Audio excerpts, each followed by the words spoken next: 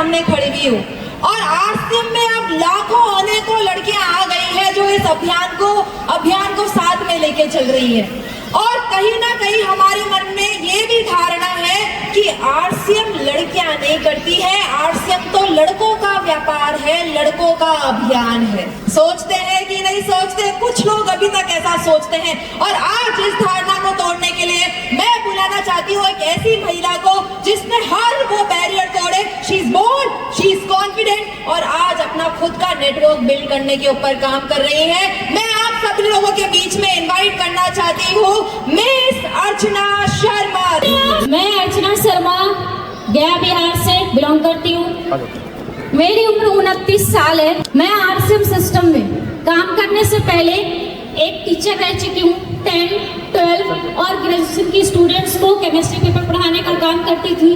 क्योंकि मेरा MSc chemistry honours रहा है। मेरा बचपन बहुत ही तकलीफों में बीता है।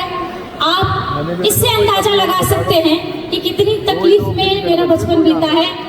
मैंने क्लास 10 तक, क्योंकि क्लास 10 के बाद ही मैंने पढ़ाना शुरू किया पार्ट टाइम में, और क्लास 10 तक मैंने जो भी कपड़े पहने सेकेंड हैंड पहने, यानी किसी और के पहने हुए ही कपड़े पहने। मैंने जो किताबें पढ़ी किसी और की पढ़ी हुई पुरानी किताबों से पढ़ा। मैंने जो नोट्स कॉपी लिखे वो ऑलरेडी किसी और की लिखी हुई कॉपियां जो आधी खाली होती थी उस पर मैंने पढ़ाई की।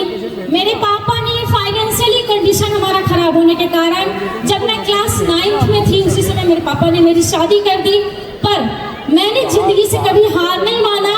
पढ़ना मेरा ड्रीम था और लोग जहाँ शादी के बाद अपनी जिंदगी खत्म कर देते हैं, मैंने शादी के बाद अपनी जिंदगी शुरू की। मैंने शादी के बाद मैट्रिक किया, शादी के बाद ग्रेजुएशन किया, शादी के बाद एमएससी की और अभी ड्रीम है कि मैं पीएचडी करके अर्चना से डॉक्टर अर्चना शर्मा हूँ और मैं अपने इस ड्रीम को पूरा करूँगी।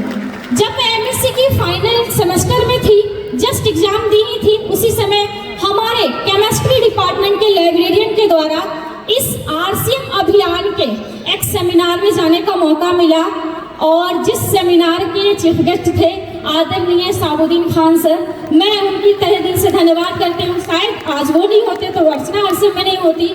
मैंने जब उनकी कहानी को सुना कि एक समय था कि उनके पास भी पैसे नहीं थे, बेटी को दूध पिलाने तक के पैसे, और आज लाखों रुपए कमा रहे हैं, तो मेरे को लगा कि तेरी कहानी तो इसी से मिलती है। जब ये कर सकता है तो तू क्यों नहीं।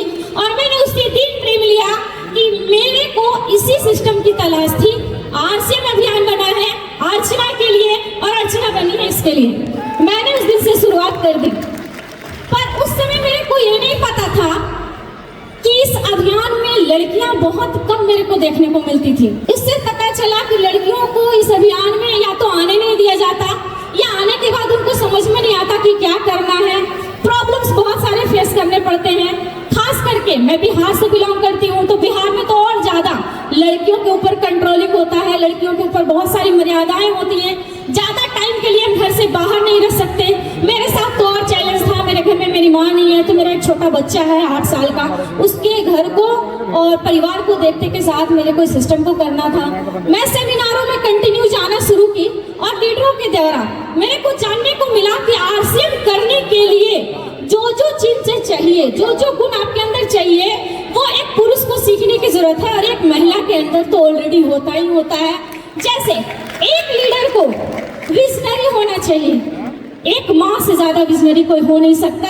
जब हमारा बच्चा गर्भ में होता है तभी वो कैसे बड़ा होगा, कैसे शादी होगी, कैसे क्या नौकरी करेगा, कैसे हमें पालेगा, हम ये सारी चीजें ड्रीम कर लेते हैं, विजुअलाइज कर लेते हैं। एक लीडर को मैनेजमेंट करने का बेहतरीन तरीका होना चाहिए।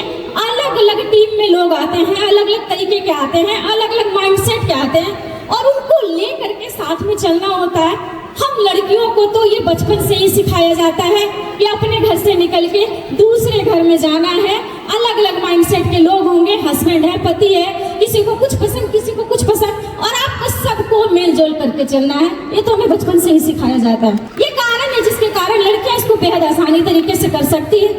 कारण ऐसे बहुत सारे हैं, पर मैं एक चीज बताती हूँ जो सबसे ज्यादा लड़कियों को, महिलाओं को इस बिजनेस को करने में रोकता है।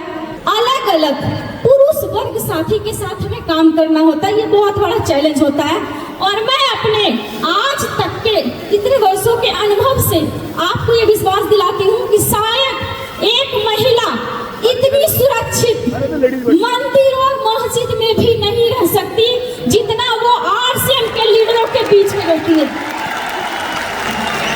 मैंने इस चीज को महसूस किया और यही वो सबसे बड़ी बात है जिसने मेरे को कन्विंस किया।